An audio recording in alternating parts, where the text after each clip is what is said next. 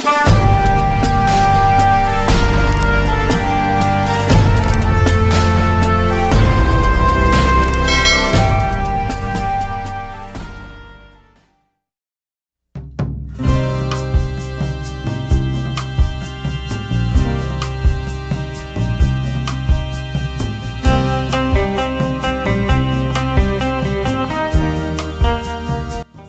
jumpa lagi rekan-rekan semua.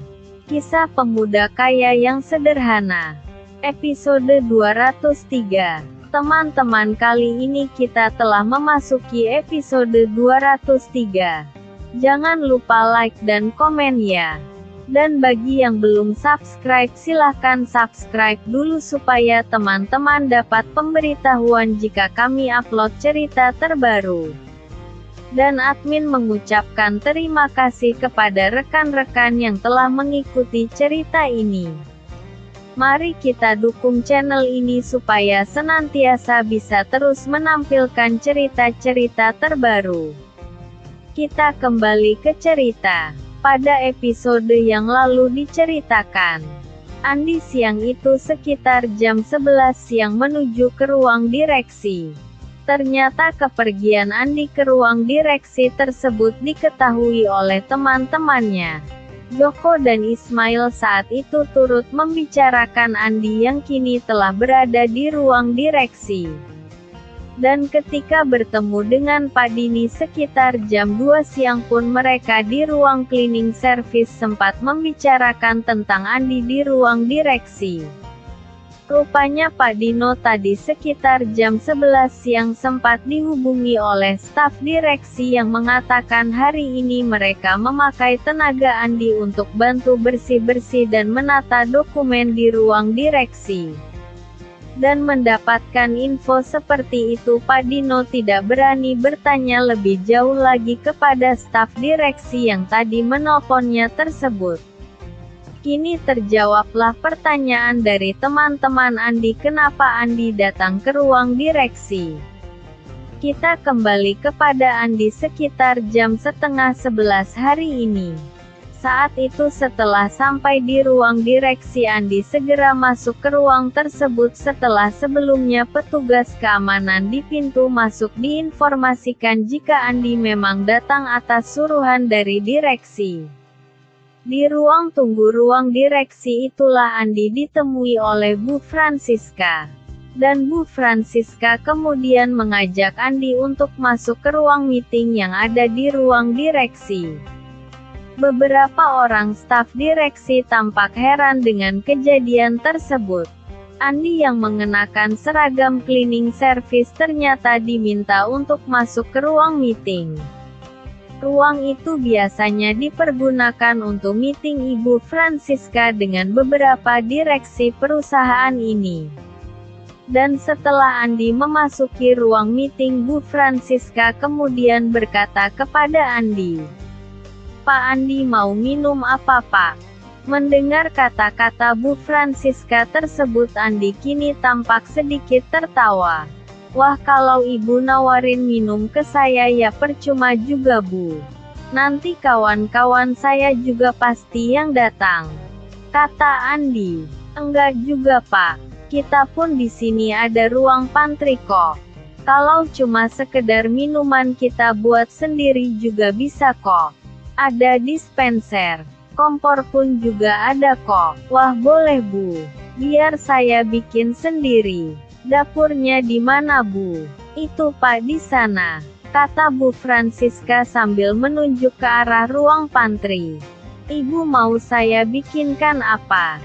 tanya Andi kepada Bu Francisca. "Oh enggak, Pak, terima kasih. Itu saya sudah ada minuman kok." "Baik, sebentar ya, Bu. Ibu di situ dulu, Bu. Nanti ada yang mau saya bicarakan pada Ibu," kata Andi kemudian meninggalkan Ibu Francisca dan berjalan menuju ke arah dapur kecil yang ada di ruang direksi. Beberapa menit kemudian Andi telah sampai ke dapur yang dimaksud. Dapur itu terlihat sangat mewah dan furniturnya juga sangat serasi untuk ukuran dapur mini. Dan hanya beberapa menit kemudian Andi telah datang dengan 2 cangkir kopi hitam buatannya. "Maaf Bu, ini saya bikin 2. Masing-masing 1 ya Bu," kata Andi kepada Bu Francisca. Andi kemudian memberitahukan kepada Bu Francisca maksud dirinya bekerja di sini dan Andi juga menceritakan tentang sebuah permasalahan yang terjadi dengan Lisa. "Wah, jadi Pak Andi dan Bu Lisa itu pacaran ya?" kata Bu Francisca sambil tersenyum. "Wah, kasihan juga tuh Pak Alex. Sepi dia," kata Bu Francisca kemudian. "Enggak juga lah Bu. Alex juga ternyata sekarang sudah punya pacar kok Bu. Cuma begini Bu, di perusahaan ini ada 2 orang wanita yang sepertinya suka sama saya," kata Andi kemudian bercerita tentang Winda dan Rika. "Hari ini saya diminta tolong oleh Winda. Tapi saya menolak. Makanya saya ke sini. Nanti Ibu bilang saja saya diminta susun dokumen atau merapikan dokumen saja biar teman-teman saya dan Winda juga tidak curiga ya Bu," kata Andi kemudian.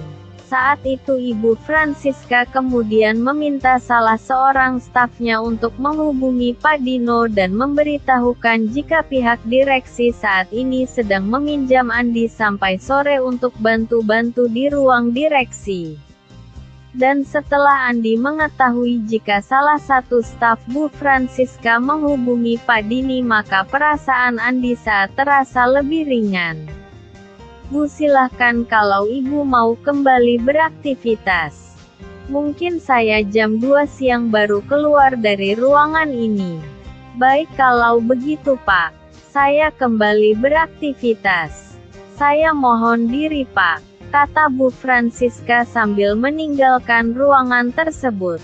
Dan Bu Francisca terlihat tersenyum setelah keluar dari ruangan itu.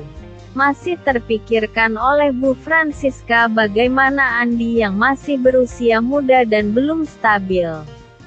"Dasar anak muda," kata Bu Francisca di dalam hatinya. Saat ini Andi terlihat duduk di ruang meeting yang ada di ruang direksi. Kali ini Andi berusaha membuka beberapa kontak di handphonenya dan sempat terpikirkan untuk memberitahukan kepada Alex jika dirinya berada di perusahaan yang kini menjalin kerjasama dengan perusahaan milik Alex. Namun rencana itu diurungkan. Kini Andi terlihat agak bosan dan Andi duduk di ruang tunggu yang terletak di ruang direksi. Dan tak berapa lama kemudian ternyata ada seseorang yang masuk ke ruang direksi. Ternyata yang masuk ke ruang itu adalah seorang staf senior berusia sekitar 45 tahun beserta dengan 2 orang staf lainnya. Ternyata staf berusia 45 tahun tersebut bernama Pak Faisal. Pak Faisal adalah orang yang dibawa oleh Ibu Francisca dari perusahaan lama. Di tempat lama Pak Faisal adalah manajer purchasing. Dan di perusahaan ini masih menduduki posisi yang sama tapi dengan gaji yang lebih besar tentunya dari tempat yang lama sehingga Pak Faisal ini akhirnya mau juga dipindah tugaskan ke perusahaan ini. Dan ternyata kedua orang yang bersamanya tersebut adalah 2 orang yang diajak pindah ke perusahaan ini oleh Pak Faisal dan mereka juga di sini menjabat sebagai manajer juga. Dan ketika Andi memandang sekilas rupanya Andi masih teringat dengan wajah Pak Faisal. Andi karena bosan kemudian mendekati Pak Faisal. "Selamat siang Pak," kata Andi kepada Pak Faisal. Pak Faisal tampak tertegun ketika didatangi oleh seorang petugas cleaning service. "Oh iya, selamat siang," kata Pak Faisal ramah. "Ada apa ya?" tanya Pak Faisal kepada Andi. "Bapak kenal tidak dengan saya?" kata Andi kepada Pak Faisal. Rupanya Pak Faisal tampak tertegun ketika mendapat pertanyaan dari Andi tersebut. Namun rupanya salah seorang di antara teman Pak Faisal tersebut segera berkata, "Saya sebenarnya tidak yakin. Saya maaf cuma main tebak. Tapi kok wajahnya seperti ada kemiripan dengan bos saya di tempat lama," kata orang bernama Pak Ananda tersebut. Andi kemudian tersenyum dan berkata, "Ingatanmu tajam juga." Sontak hal tersebut membuat Pak Ananda terkejut. "Pak Andi." "Iya saya Andi," kata Andi sambil tersenyum. "Ini penyamaran saja buat bantu Bu Francisca. Kalian jangan banyak omong ke orang lain ya. Jangan sampai banyak yang tahu." "Ada apa ini? Kok tumben ke ruang direksi?" kata Andi kemudian. Pak Ananda kemudian terlihat mencolek kedua orang temannya yang masih belum mengerti dengan orang di depannya tersebut. "Kalian sih di perusahaan lama mentoknya ke Pak Theo atau Bu Francisca?" "Beliau ini Pak Andi, komisaris utama di perusahaan itu," kata Pak Ananda menjelaskan. Pak Faisal dan satu rekannya yang bernama Pak Dedi kemudian tampak terkejut. Dedi kemudian berkata, "Oh iya Pak, kami mohon maaf ya Pak. Kami tidak mengenali Bapak. Dan sangat aneh saja kami bertemu dengan Bapak tapi kok Bapak berpakaian seperti ini." Mendengar perkataan dari Pak Dedi itu Andi kemudian berkata, "Iya ini aku kan barusan sudah ngomong mau apa. Asal bapak-bapak jangan coba-coba nyuruh-nyuruh saya saja. Mentang-mentang aku jadi cleaning service. Tiap hari aku disuruh ngepel di ruangan kalian," kata Andi sambil tersenyum. "Sebenarnya nyuruh juga gak apa-apa sih asal kalian tega sama aku," kata Andi sambil tersenyum. "Enggak lah Pak, mana kami berani nyuruh-nyuruh bos. Pak kalau boleh saya tahu apakah perusahaan ini juga punya Bapak ya Pak?" kata Pak Faisal kepada Andi. "Iya Pak masih punya saya. Makanya kalian kerja yang benar ya. Siapa tahu kalian ke depannya bisa aku promosikan. Ini saja Bu Francisca aku promosikan karena Pak Theo kan sudah aktif lagi. Masa iya Bu Francisca aku turunkan jabatannya kan gak lucu." "Iya kan Pak," kata Andi. "Kalian jaga rahasiaku ya. Dan kalian juga harus senantiasa jaga Bu Francisca ya. Biar beliau bisa lancar dalam memimpin perusahaan ini." "Ya sudah bapak-bapak saya akan kembali ke ruangan itu," kata Andi sambil menunjuk ke ruang meeting.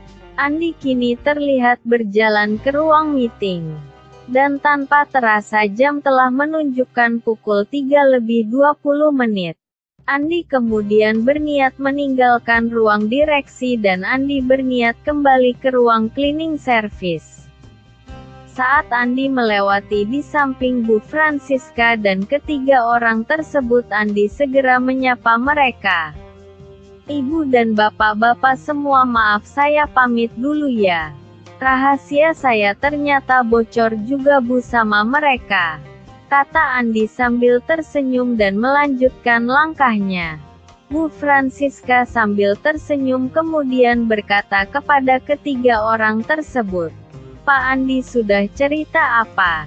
Mendapat pertanyaan dari Bu Francisca tersebut mereka hanya berkata jika mereka dilarang untuk mai perintah pada Pak Andi. Kata Pak Faisal yang mewakili kelompoknya tersebut. Sedangkan Andi yang sudah sampai di ruang cleaning service kali ini Andi bertemu dengan Pak Dino. "Pak Dino saya minta maaf Pak saya habis dari ruang direksi. Ini saya tadi diminta tolong Pak sama direksi," kata Andi berbohong pada Pak Dino. "Iya Mas tidak apa-apa Mas. Sama saja kok. Tadi dari ruang direksi juga sudah ada yang telepon ke sini kok." Saat itulah Andi dikejutkan oleh suara dari Ismail. "Kayaknya hari ini ada yang rugi berat deh. Rugi kenapa Mas? Kata Andi kemudian. Ya gitu Mas. Masa sih gak rugi bisa dekat-dekat dengan Bu Winda? Mimpi apa aku semalam? Kata Ismail kemudian. Mendengar hal tersebut Andi kemudian tidak bisa menahan tawanya. Aduh Mas. Kamu ini ada-ada saja deh Mas. Tar deh kapan-kapan pacarku aku kenalkan kepada kalian. Kata Andi sambil bercanda. Sore itu jam telah menunjukkan pukul 4:15. Andi, Ismail dan Joko kemudian berangkat menuju lantai 2. Di lantai 2 inilah mereka kembali melakukan tugasnya. Kali ini mereka menggunakan mesin vacuum cleaner untuk membersihkan lantai di ruang meeting. Andi kemudian mendapatkan tugas untuk merapikan posisi kursi yang mulai berantakan setelah ruang tersebut beberapa hari ini tidak dipakai. Mas, kata suara seseorang memanggil Andi. Dan ketika Andi menoleh saat itu Andi tampak kaget dibuatnya. Itulah kisah pemuda kaya yang sederhana episode 203. Terima kasih kepada rekan-rekan yang sudah mengikuti cerita ini. Jangan lupa like, subscribe, dan bagikan cerita ini kepada rekan-rekan Anda. Silahkan rekan-rekan tulis saran dan komentar Anda. Dan mari kita majukan channel ini, supaya kita bisa terus menikmati cerita ini. Terima kasih.